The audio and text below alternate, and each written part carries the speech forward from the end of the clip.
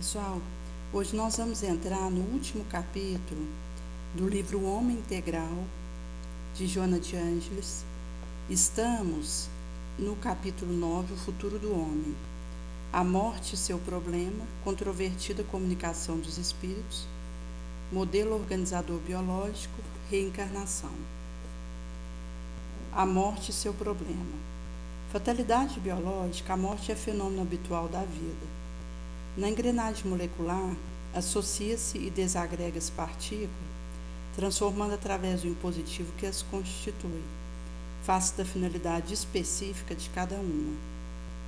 Por efeito mesmo ocorre com o corpo, no que resulta o fenômeno conhecido como morte. Desinformado quanto ao mecanismo da forma e da funcionalidade orgânica, desestruturado psicologicamente, o homem teme a morte em razão do atavismo representativo do fim da vida, da consupção do ser. Em variadas culturas primeiras e contemporâneas, para fugir-se à realidade dessa inevitável ocorrência, foram criados cerimoniais e cultos religiosos que pretendem diminuir o infausto acontecimento, escamoteando, ao tempo em que se adorna o morto de esperança, quanto ao sobreviver.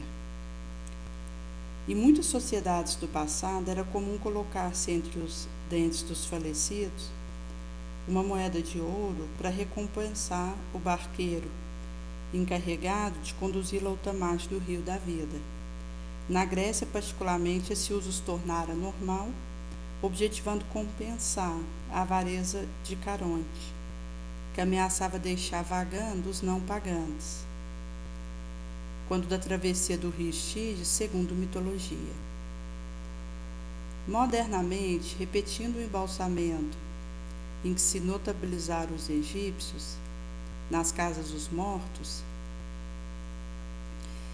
cujo embalsamamento acontecia buscando-se embelezar o defunto para que dê impressão de vida e bem-estar, assim liberando o vivo do temor e da reminiscência amarga.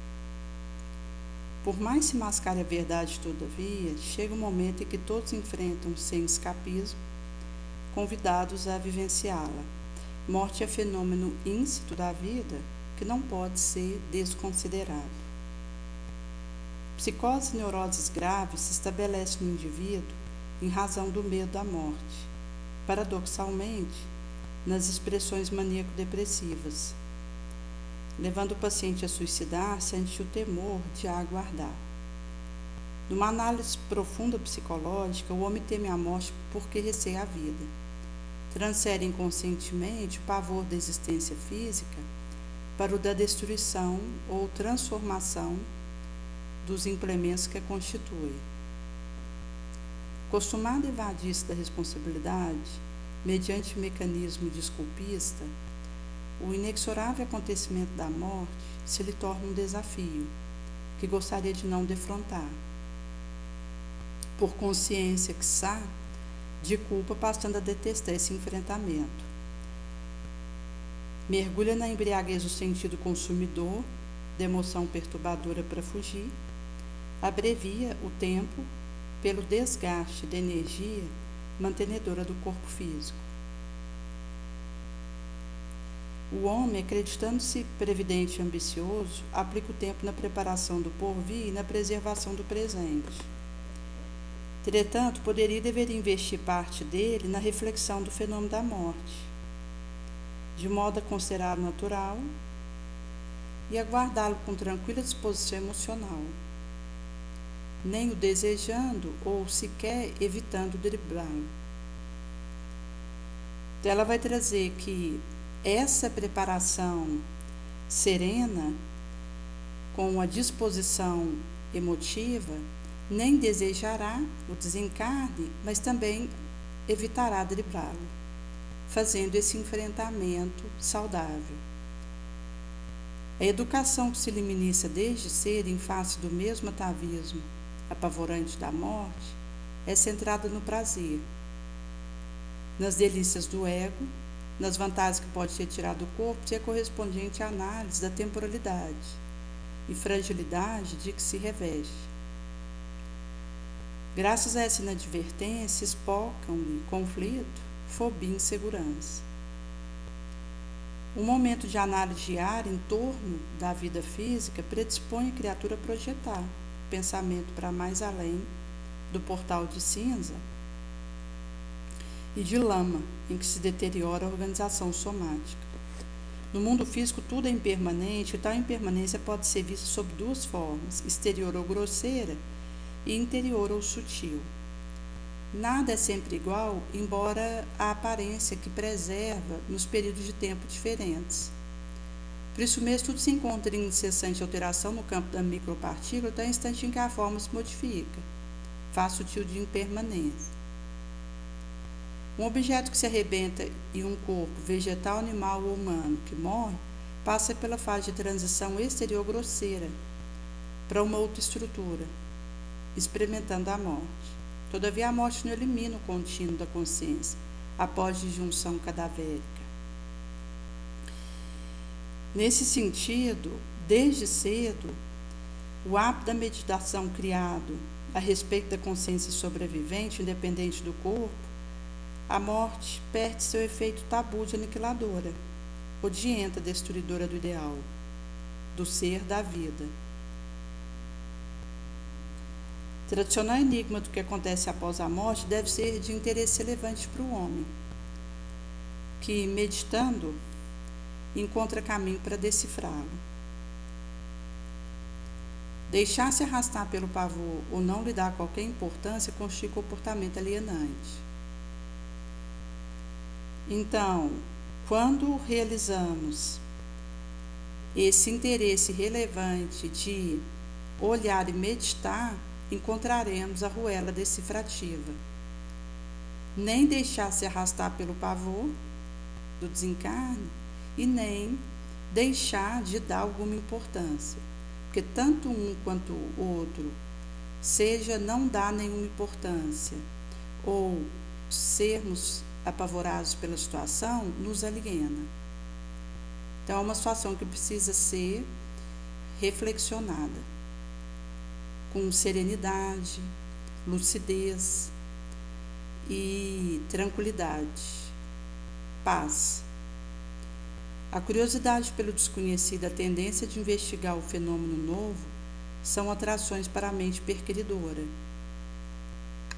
que encontra recurso hábil para o cometimento. A intuição da vida, o instinto de preservação da existência, experiência psíquica do passado e parapsicológica do presente, atesta que a morte é um veículo de transferência do ser energético pensante, de uma fase ou estágio vibratório para outro, sem expressiva alteração estrutural da sua psicologia. Assim morre-se como se vive, com os mesmos conteúdos psicológicos que são os alicerces, inconsciência, do eu racional consciência. Nessa panorâmica da vida no corpo e da morte do corpo, ressalta-se um fator decisivo no comportamento humano, o apego à matéria, com a consequente emoção perturbadora e extrato do comportamento contaminado, jacente na personalidade. Sob um ponto de vista, a manifestação do instinto de conservação é valiosa, por limitar a tresvaria do homem que, perante qualquer vicissitude, apelaria para o suicídio, qual acontece com certos psicopatas. Frenado de certo modo inconscientemente, enfrenta o problema e supera com a ação eficiente de seu esforço dirigido corretamente.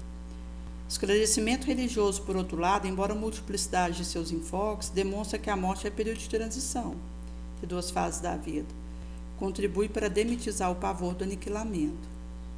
As experiências psíquicas, parapsicológicas e mediúnicas, provocadas ou naturais, definitivamente têm trazido importante contributo para equacionar o problema da morte, dando sentido à existência. O homem, conscientizando-se da continuidade do ser pensante após a transformação do corpo através da morte da forma, altera-se-lhe totalmente o conceito sobre a vida e a sua conduta no transcurso de experiência orgânica. Nesse sentido que, de qualquer maneira, reservar espaço mental para desapegar de coisas, pessoas e posições, analisar a inevitabilidade da morte, obriga o indivíduo a tudo deixar, é uma terapia saudável necessária para um trânsito feliz pelo orbe objetivo. A controvertida comunicação dos espíritos. O inconsciente anseio pela sobrevivência do ser consciente à morte física abre porta da percepção psíquica, facultando o devassado à sombra do além. Já não aspira o homem a sorver água de ledes para o esquecimento, porém sondar o que ocorre na sua outra margem. E é de lá que tem vindo inesgotável informação, notícia, desafio novo. Todos a demonstrar a indestrutibilidade da vida, sua causalidade e seu inevitável finalismo. Então ela vai explicar que esse anseio inconsciente por sobreviver do ser consciente à morte física abre e comporta da percepção psíquica e faculta devassar da sombra do além. Da civilização antiga moderna, desde a cultura mais primitiva até a mais bem equipada, de conhecimento e tecnologia, a tumba descerra a sua laje, para, rompendo o enganoso silêncio e o falso repouso do falecido, apresentar sua voz e ação. Então vai ser feito o rompimento tanto do falso repouso do falecido quanto do enganoso silêncio, apresentando a ação, voz. Por mais se dilata arquétipo junguiano até sua nascente estratificadora, a sobrevivência os precede, porque foram aqueles que atravessaram a fronteira, que vieram para elucidar a ocorrência mortuária, falando sobre mortalidade, aqui retornaram. Suas lições ensejaram o surgimento da fé religiosa, cultos, mesmo mais extravagantes, de algumas filosofias, a se consubstanciar no desafio, a moderna ciência parapsicológica, psicobiofísica, psicotrônica, ainda não superando a doutrina espírita, apresentada por Kardec, resultado de acurada observação e experimento de laboratório, provando a sobrevivência do ser sua disjunção cadavérica. Inerente à estrutura da vida é a sua indestrutibilidade, graças à qual somente a transformação, nunca aniquilamento. A partir desse princípio de imanência, a consciência não se extingue por ocasião da desorganização cerebral. Independente dela, torna instrumento pelo qual se expressa, mas não indispensável à sua existência. Fenômenos de ectoplasmia, evidência, psicografia, psicofonia e os mais odiernamente estudados pela metaciência, que se utiliza de complexo aparelho, Spiricom, Vidicom, atesta a continuação, independência do espírito da morte do corpo. Examinada com cuidado, acurado, inúmeras hipóteses para explicá-los, a única a resistir a todo cepticismo, pelo fato que engloba, é a da imortalidade da alma com sua consequente comunicabilidade. Além dos produzidos pelo psiquismo humano, ressalta-se aqueles que têm genes no ser de outra dimensão, que se faz identificar de forma exaustiva e clara, não deixando outra alternativa, exceto sua realidade transcendental, de ser desencarnada e independente. Então, a única que vai estar resistindo a todo cepticismo, pela englobação, é a imortalidade da alma, com a sua comunicabilidade subsequente. Nesse capítulo se enquadra diversa psicopatia, cuja gênese resulta de influência espiritual mediante as quais sabe o campo da obsessão, igualmente conhecidos desde prísticas eras, com outras denominações.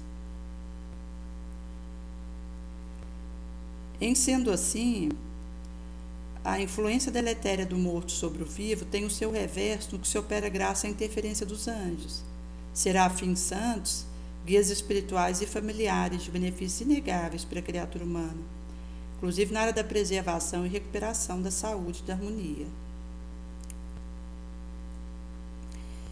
cunhou-os como imediato efeito o brocardo que assevera: os mortos conduzem os vivos, tal ingerência que tem aqueles no comportamento destes. Por eliminando-se o exagero, o intercâmbio psíquico e físico se dá com mais frequência entre eles do que supõem os desinformados. Isso constitui bela página do livro da vida, faculta ao ser pensante compreender a certeza de sua eternidade, bem como ensejar atender excelentes ensanches de crescimento desalienante, perspectiva de plenitude, fora do desajuste e conturbação que ocorre no processo de seu amadurecimento psicológico e seu autodescobrimento. Então, ela vai trazer essas ensanchas desalienantes. Transitoriedade assumirá sua preponderância apenas enquanto vige a existência corporal, de grande significação para estruturar sobrevivência feliz, delineando a atividade futura a ressurgir como culpa, castigo, tranquilidade prêmio que governa, estatua e destino humano. Não se aniquilando através da morte, a consciência aprimora-se mediante experiência extrafísica, que lhe dilata o campo de aquisição de recursos, capaz de elucidar o enigma da genialidade, da demência, da lucidez, da idiotia congênitos. Esse interrelacionamento entre homem e espíritos devolve-lhe os sentidos extrafísicos, proporcionando-lhe um desdobramento paranormal, no qual a mediunidade lhe propicia a vivência real nas duas esferas vibratórias onde a vida se apresenta. Portador dessa percepção, embora habitualmente embotada, agiganta-se-lhe a área da sensibilidade psíquica ao educá-la, como se lhe entorpece e turba outros campos mentais.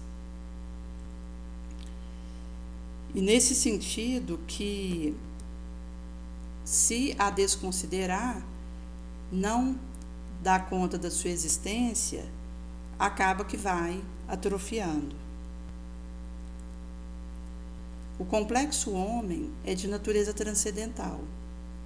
Corporifica-se na forma física, dissocia-se através da morte, sem surgir de um por outro momento ao acaso, ou desintegrar-se sob o capricho de uma fatalidade nefasta e destruidora. Por isso que quando o indivíduo descobre o seu propósito de vida, a sua área de ação, e ele começa a viver isso, ele vai aprimorando. Porque quanto mais eu coloco a serviço do outro aquilo que eu trago, de ensancha, de dom, de talento, mais isso vai sendo aprimorado.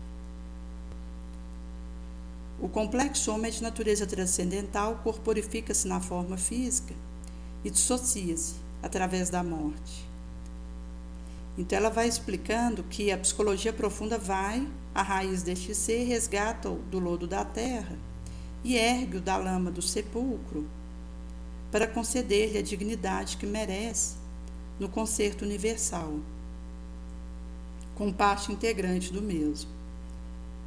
A única forma de demonstrar e confirmar a imortalidade da alma é mediante a sua comunicabilidade, que oferece consolação e esperança inimaginável. Por outro lado, faculta ao ser humano lutar com o estoicismo, graças à meta que o aguarda à frente. Enquanto a consumpção, além de desnaturar a vida, retira-lhe todo sentido e significado em razão de sua brevidade. Também ao desenlace precoce, ao natimorto. Nesse sentido, a vida tem aplicado milhões de anos no seu aperfeiçoamento e complexidade, não se poder nevolar o capricho da desoxigenação cerebral. Nesse sentido que ela vai trazer que essa autoconsciência significará um enfrentamento, porque como a vida tem aplicado milhões de anos para aperfeiçoar e complexificar, não podemos evolar a um capricho de desoxigenação cerebral. existe muito mais por trás disso, que nos cabe desvendar, pelo esforço do estudo, da filosofia aliada à ciência. Por isso que a doutrina espírita, ela nos conclama a fazermos o estudo científico.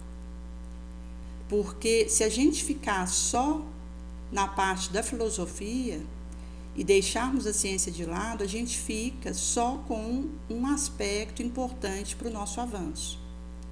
Por isso que nós precisamos fazer a ligação do espiritismo com a ciência, com base na codificação, exarado por Jesus, e fazendo as atualizações das aplicabilidades que vão nos permitindo ir decifrando esses códigos. Com esta certeza esmaece o pavor da morte, desarticula-se neurose disso advinda, abre leque de perspectiva positiva para o bem-estar durante a existência física, prelúdio da espiritual, para onde se rumo inexoravelmente. O plano agora já não se limita na baliza próxima e impeditiva. Antes se dilata encorajador no prosseguimento da evolução. Desse modo, a controvérsia sobre a sobrevivência cede lugar à afirmação da vida. Especialmente agora, quando se desdobra a terapia alternativa na área da saúde, que recorre à memória do passado, substrato da mente precedente ao corpo, mediante as quais o contínuo da consciência não sofre interrupção com a morte orgânica, nem surge com o seu renascimento. Predomina a vida, prevalece em toda parte, vitoriosa sempre. Modelo organizador biológico. O homem é, deste modo, um conjunto de elementos que se ajusta e interpenetra, a fim de condensar sua mistura biológica, assim formado pelo espírito. Ser eterno, preexistente, sobrevivente ao corpo somático, o perispírito, também chamado modelo organizador biológico, que é o princípio intermediário, substância semimaterial, que serve do primeiro envoltório ao espírito e liga a alma ao corpo. Tais num fruto o germe, perisperma e a casca, e o corpo, que é o envoltório material. Consta vai ser trago no Livro dos Espíritos. Esses elementos mantêm um interrelacionamento profundo com os planos respectivos do universo. Também denominado corpo astral, o perispírito é constituído de vários tipos de fluidos, energia ou de matéria hiperfísica, sendo o laço que une o espírito ao corpo somático. Multimilenarmente conhecido, atravessar a história sob denominação variada. Hipócrates, por exemplo, chamavam Enormon, enquanto Plotino identificava como corpo aéreo ou ígneo. Tertuliano indicara como corpo vital da alma, Orígenes como aura, que sai inspirado no apóstolo Paulo, que o referia como corpo espiritual e corpo incorruptível. Na Vedanta, ele aparece como Manomaya Kosh. No budismo esotérico, é designado por Kamarupa. Egípcio dizia Nuka e os Entes. A Vesta aponta por Bodes, Cabala hebraica por Howard. É o Eidolo, do tradicionalismo grego, o imago do latino, o Ki do chinês, corpo sutil e etéreo de Aristóteles. Igualmente, Confúcio identificara, chamando o corpo aeriforme, e Leibniz qualificara-o de corpo fluídico. Variada época do populacho defrontaram, e por outras denominações ele passa-se a ser. De máxima importância no complexo humano é moderno modelo organizador biológico. Esse se encarrega de plasmar no corpo físico necessidade moral evolutiva através do gene cromossomo, pois que indestrutível eteriza-se e se purifica durante o processo reencarnatório elevado. Pode-se dizer que ele é o esboço, modelo forma em que se desenvolve o corpo físico. Na sua intimidade energética, se agrega à célula, que se modela o órgão, proporcionando-lhes funcionamento. Nele se expressa a manifestação da vida, durante o corpo físico e depois, por facultar intercâmbio de natureza espiritual. É o condutor da energia que estabelece a duração da vida física, bem como é responsável pela memória de existência pregressa que arquiva na tela sutil do inconsciente atual, facultando lampejo ou recordação esporádica de existência já vivida.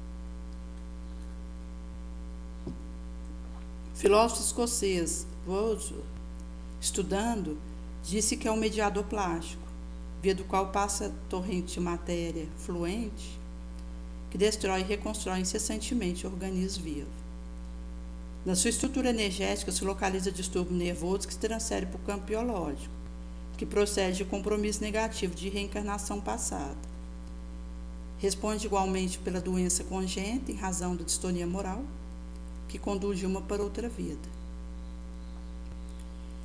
Por isso mesmo, trata-se de organismo vivo, pulsante, sendo constituído por trilhões de corpos unicelulares serefeitos muito sensíveis, a imprimir na sua intricada peça circuitária a atividade moral do espírito, assinalando-as nos órgãos correspondentes quando das por vindouras encarnações.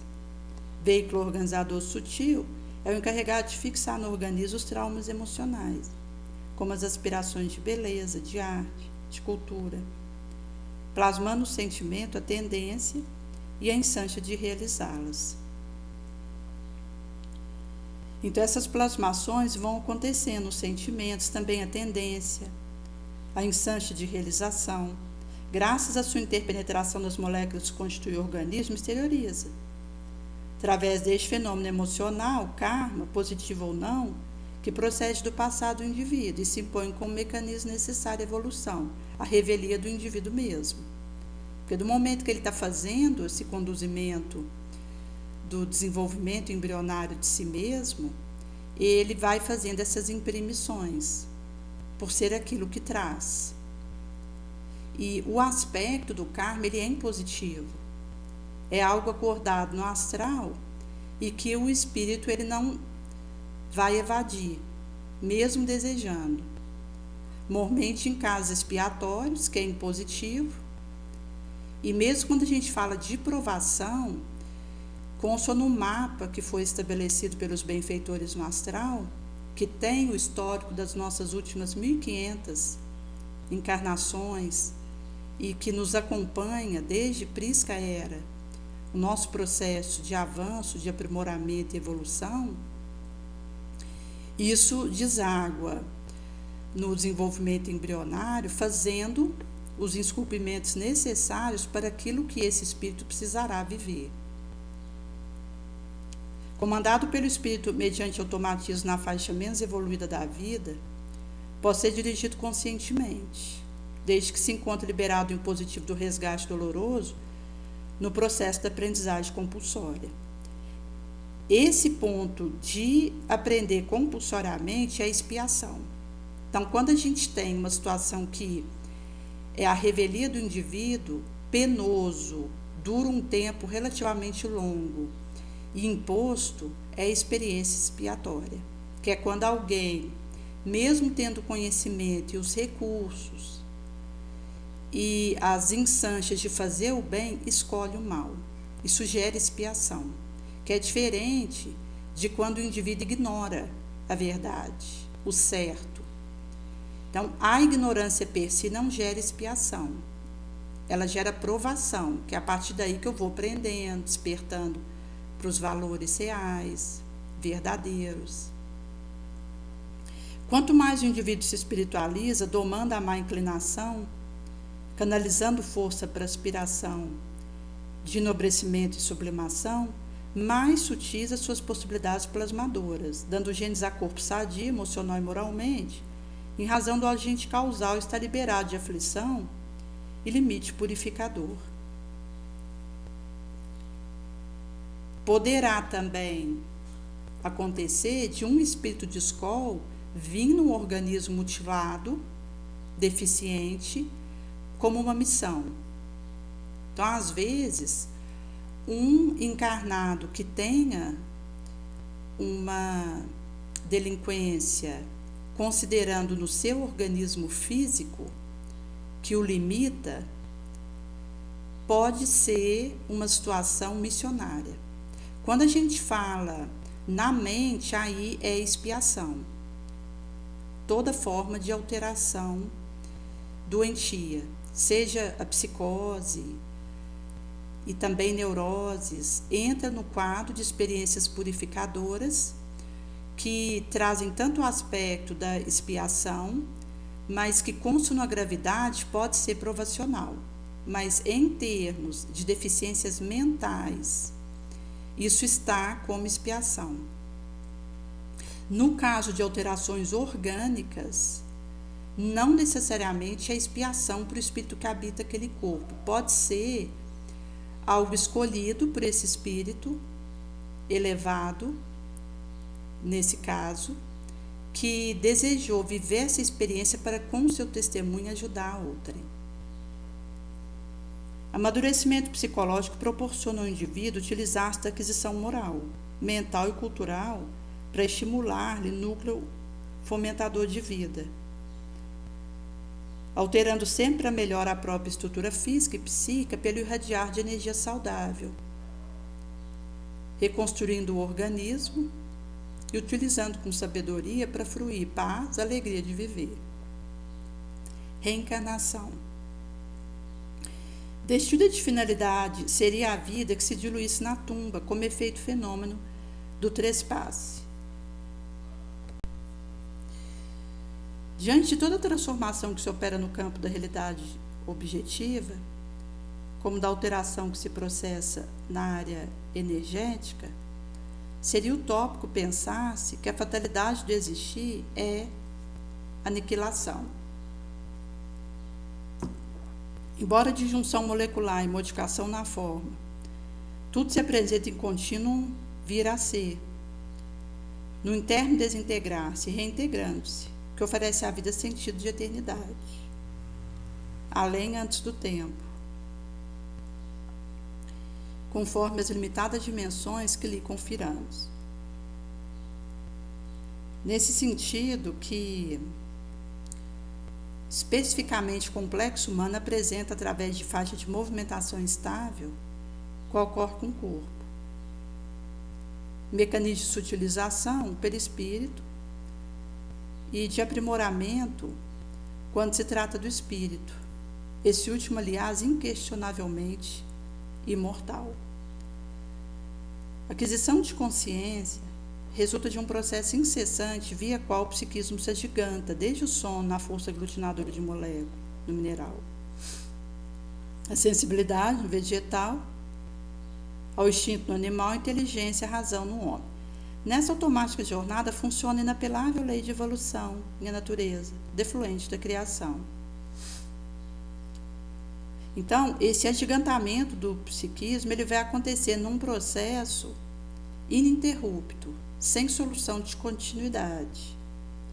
Chegando ao patamar humano, esse psiquismo de início rudimentarmente pensante atravessa inúmeras experiências pessoais, que o torna herdeiro de si próprio, e um encadeamento de aprendizagem pelo mergulho no corpo e abandono dele, toda vez que se rompe a liame que retém a individualidade. Esse processo de nascimento, que o grego denominava de palingenese, constitui avançado sistema de crescimento, intelecto moral, fomentador da felicidade.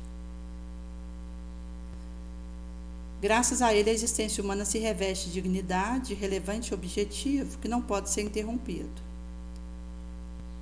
Toda vez que surge um impedimento, que se opera um transtorno ou sucede uma aparente cessação, a instância ressurge, recomeço se estabelece, faculta o aprendiz crescimento, para ser terminado. Face desse mecanismo, o fenômeno psicológico apresenta-se encadeamento natural e elucida-se inumerável patologia psíquica e física,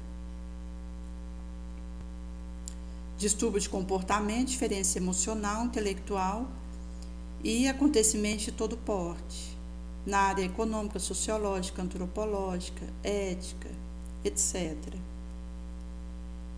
Então, esses encadeamentos vão acontecendo nas elucidações de patologias de todo porte, física, psíquica, que passa por esses aspectos, seja de diferença emocional, intelectual, acontecimento variado, distúrbio de comportamento, na área seja sociológica, econômica, antropológica, ética. Processar a aquisição intelectual face ao longo de experiências de aprendizagem, mediante as quais o eu consciente adiciona conteúdo cultural, ao mesmo tempo que desenvolve aptidão jacente para as diversas categorias da técnica, da arte, da ética, no incessante aprimoramento de valor.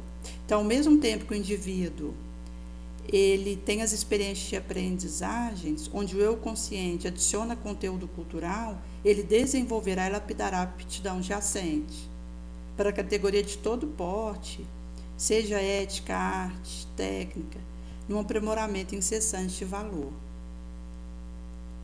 A anterioridade do espírito ao corpo brinda-lhe maior soma de conhecimento do que os apresentados pelos principiantes no desiderato físico. Genialidade de que uns se revestem portados em detrimento do limite que se faz presente em outros seres do mesmo gene, demonstra que os psiquismos da espécie diferem em capacidade, lucidez.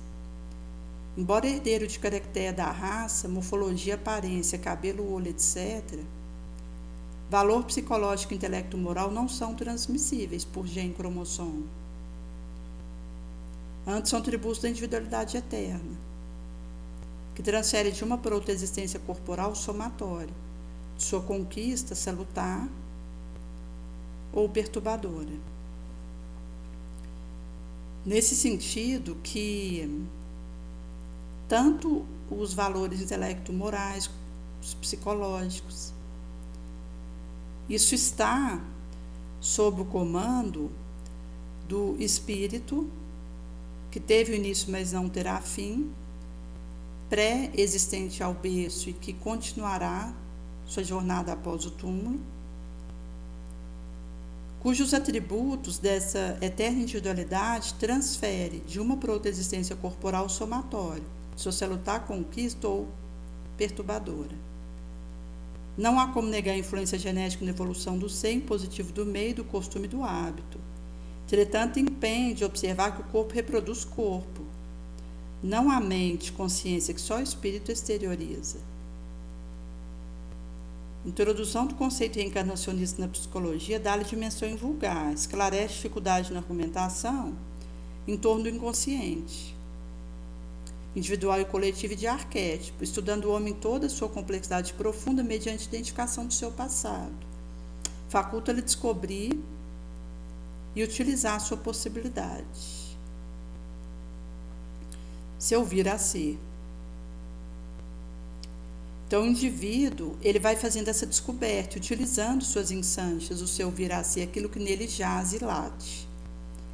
No alicerce do inconsciente profundo, encontra esse extrato da memória pretérita, ditando o comportamento atual.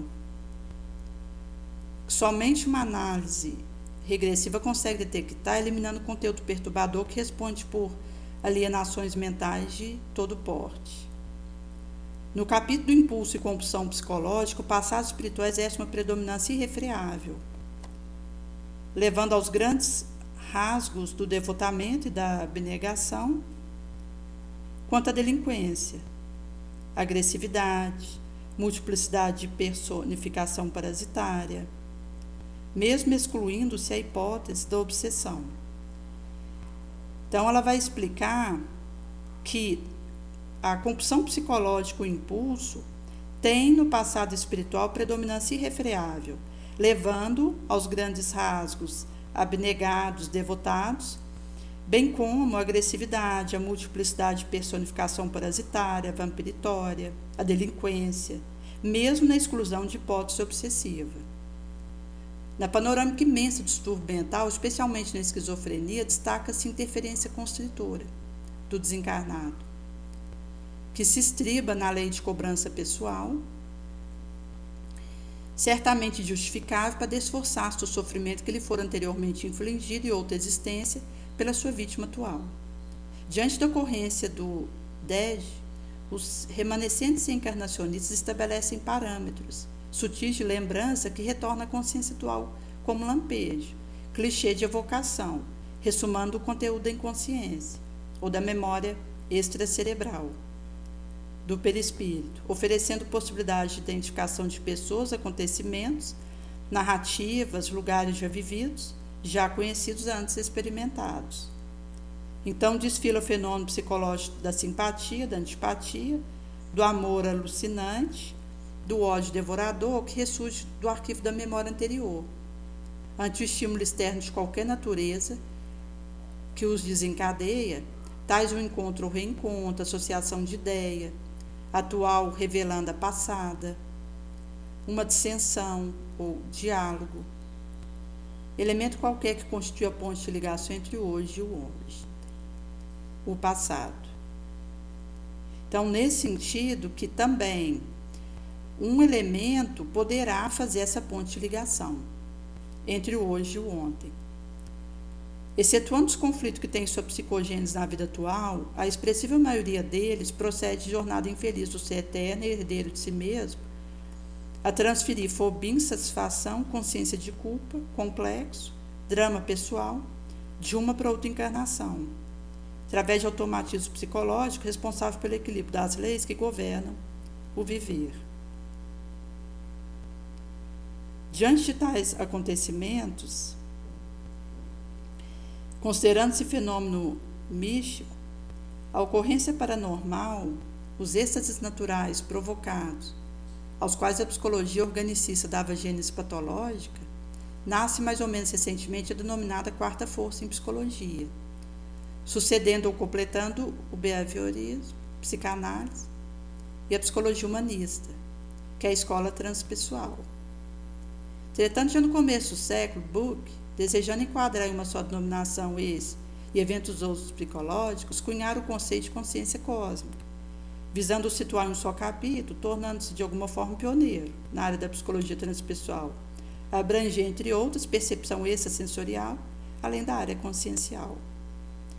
Nessa conceituação, a morte é fenômeno biológico, a transferir o ser de uma para outra realidade, sem consumção da vida.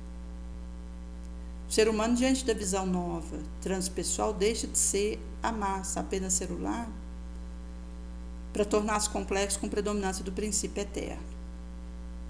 A decisiva contribuição dos seus pioneiros, entre os quais Maslow, Assagioli, com a sua psicossíntese, Suti, Wilber, Groove e outros, oferece excelentes recursos para a psicoterapia, liberando a maioria dos pacientes seus conflitos e problemas, a desestruturar a personalidade. Nesse amálgama admirável da integração dos mais importantes insights das doutrinas psicológicas do Ocidente com as tradições esotéricas orientais, agiganta-se o Espiritismo, pioneiro de uma psicologia espiritualista dedicada ao conhecimento do homem integral, da sua valiosa complexidade, espírito, perispírito e matéria, ampliar o horizonte da vida orgânica, se desdobrar além do túmulo e antes do corpo, com instâncias infinitas de progresso, no rumo perfeccional. Nesse sentido, que são reflexões que a benfeitora vai nos trazer referente a essas experiências aos quais todos estamos fadados e para as quais rumamos, visando nosso aperfeiçoamento, a nossa angelificação. Nesse sentido que ela vai trazer esse enfrentamento saudável como o caminho para irmos palatabilizando os conteúdos mais difíceis para nós. Na Revista Espírita de 1869, Kardec vai trazer 2 espíritos cegos, que é um estudo moral. Entre os grupos de sociedades espíritas que nos envia documentos e submete a nossa apreciação e instrução que lhes são dadas, temos a felicidade de contar a Sociedade de Marcélia, que poderia servir de modelo para a gravidade e importância de seus trabalhos, pelo método inteligente e lógico com que procede ao estudo do problema espírita. Seria desejável que todos os centros se comportassem dessa maneira, Com isso, os espíritas ganhariam seguramente ciência, dignidade e a doutrina em consideração e desenvolvimento. Consideramos um dever dar a conhecer aos nossos leitores o relato de uma manifestação obtida naquela sociedade pela mediunidade falante, faculdade que tende hoje a generalizar-se e que se tornará inegavelmente para todos os amigos da verdade e do progresso uma fonte de estudo fecundo e resultado feliz. Marcélia, setembro de 1869. Um dos guias protetores do grupo traz 2 espíritos sofredores, anunciando-os nesses termos: caros amigos, trago-vos 2 cegos, ouvi-os atentamente e acolhei-os com simpatia, deixo-vos por alguns instantes para lhes ceder o lugar, mas em breve voltarei para concorrer à vossa instrução. Brunat. Tão logo se retirar o espírito Brunat, a fisionomia do médium muda bruscamente e anuncia a chegada de um espírito sofredor. Esse último toma a palavra e diz: onde estou, meu Deus? Qual a minha situação? É permitido sofrer como sofro, com tudo o que fiz? Não fiz muito bem, é certo, mas não pratiquei o mal. Ó vós que me escutais, sabeis quão cruéis são meus sofrimentos. Fora arrancado subitamente da terra, quando menos esperava, deixando nesse orbe que lamento tão amargamente uma mulher coadorada. Não sei há quanto tempo estou errando, mas passaram muitos dias até que eu compreendesse que estava morto. Alguns dias, vários anos, nada sei, mas me parece que suportar o sofrimento de toda uma eternidade. Ligado ao corpo por laço poderoso, senti verme corroendo minha carne. Sofri toda a tortura da putrefação. Por isso, bem compreendendo hoje que estou morto. Mas sou cego. Chego ao vosso meio conduzido por não sei quem, impelido por não sei o que. Sou um pobre infeliz que não vê mais e que ainda encontra a papadela, lugar que lhe é familiar, mas enquanto o cego sabe que é conduzido por seu cão, embora não veja, eu nada sei. Como é penoso sofrer assim, procurar sem cessar, jamais encontrar. Como vos disse, deixei na terra um ser que eu amava, é minha mulher. Desde que a morte me fulminara, não deixei de procurá-la, mas ainda não pude encontrá-la. Em que se tornou? Quantas vezes faço estalar meu chicote diante da porta da casa? Quantas vezes subi a escada? Chegar à porta do quarto e não podia entrar. Como posso entrar na casa? Nada sei. Esse é o meu tormento incessante, sofrimento cruel que por vezes me faz desesperar da existência de Deus. Dizem que Ele é poderoso e não pode abrir meu olho. Ele é bom e não pode acalmar minha dor. Enfim, sem dúvida merecera esse suplício, que não me deixa nenhum repouso. Procurar sempre, sempre procurar em vão. Se o amor não fosse uma palavra vã, parece que eu já teria traído esse ser que amo e sem o qual não posso viver. Não sabeis o que foi feito dela? Não, vejo que nada sabeis. Ninguém pode dar notícias suas. Creio que ficaria mais calmo se pudesse vê-la e com ela falar. Há pouco tempo eu era mais resignado porque ainda esperava, mas hoje minha paciência esgotou-se. Meu Deus, sofro porque nada de consolação, nada de resposta, nada de luz. Toda parte ao meu redor, silêncio lúgubre. Uma escuridão glacial. Quanto não deve sofrer o que semeia sua vida de crime? Remorso deve consumi-lo, já que eu nada fiz, sou incapaz de descrever minha angústia. E depois, esqueci de tudo, salvo que não posso voltar. Esqueci até a rua onde moráramos, contudo ali vou sem me dar conta. Subo a escada, chamo, ninguém me responde. Entretanto, alguma coisa me diz que ela me ouve. Se pelo menos eu tivesse paciência, sois bons, sinto. Se acreditasse que a prece me faça algum bem, ora por mim, ora por um cego infeliz. Então ele vai trazer que pelo menos, se ele tivesse essa mansuetude, a tolerância, a paciência, e que ele pressentiu que o que estavam em torno deles eram bons. Que ele pede a prece para orar por um infeliz cego. Mouraille. Segundo, a esse espírito sucede o de Bruná, protetor do grupo, dirigindo-se ao infeliz Mourá e diz: caro espírito, se me sirvo do órgão de encarnado para te falar, é que sob a opressão do laço carnal que ainda te domina, poderás falar melhor assim, ouvir minha palavra e compreender o seu significado. Ouvimos teus lamentos e tua dor nos tocou, compadecemos. Vivamente, desejamos de toda a nossa alma concorrer para o teu esclarecimento. Para isso devemos dar-te a conhecer de onde vem essa nuvem espessa que obscurece tua vista.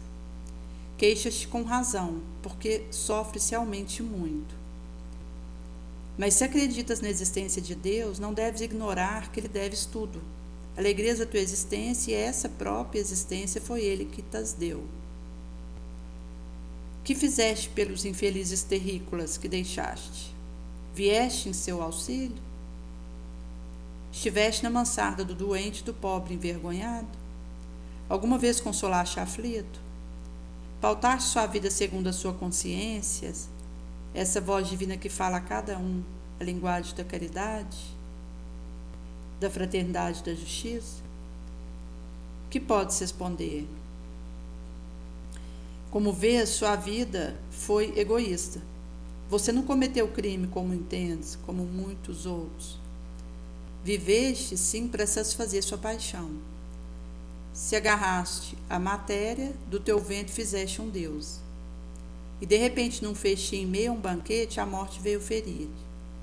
Em alguns segundos passaste do prazer tempestuoso de uma existência egóica à obscuridade profunda em que hoje erras. Esse isolamento e essa treva os mereceste. Por que verias agora, tu que deixaste na noite da ignorância, os que teria podido esclarecer? Por que serias requestado e acolhido desde que não podes oferecer aos seus amigos da terra prazer que vos se uniam? E não acolheste nem requestaste aqueles a quem poderias ter dado um pouco de esperança e resignação, essas riquezas do coração que os mais pobres podem possuir em abundância. Então ele vai explicando que a infelicidade dele, eles viam, a quem nada é escondido. O de que lamenta são os prazeres que não podes mais desfrutar. A companhia que partilhava tua vida folgazona, a que orgia fazia que esquecesse o sofredor infeliz. De todos esses prazeres, dos quais havia feito o objetivo único da sua vida, resta agora ao teu corpo que voltou à terra nada de útil. Crê-nos, resigna o infortúnio que não deve senão a ti mesmo. Porque aqui ele vai questionar de tudo que ele havia feito, fazendo o foco no que é material, nos prazeres, como objetivo da sua vida. Então, o que restava para o seu corpo volvido à terra? Aquilo que ele estava vivendo tinha utilidade de despertar para a espiritualidade. Mas ele estava colhendo os frutos do que ele houvera experimentado e optado quando encarnado.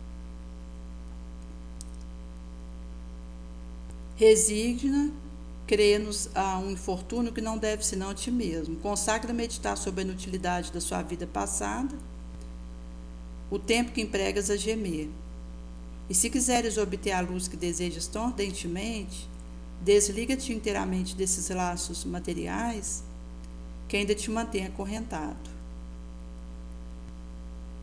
Então, na verdade, ele estava vivendo uma série de situações, na visão materialista dele, inúteis, mas para a visão da espiritualidade, úteis, necessárias, para que ele pudesse, então, fazer o desligamento dos laços terrícolas que ainda o mantinha acorrentado, atormentado, em desesperação, em delinquência psíquica.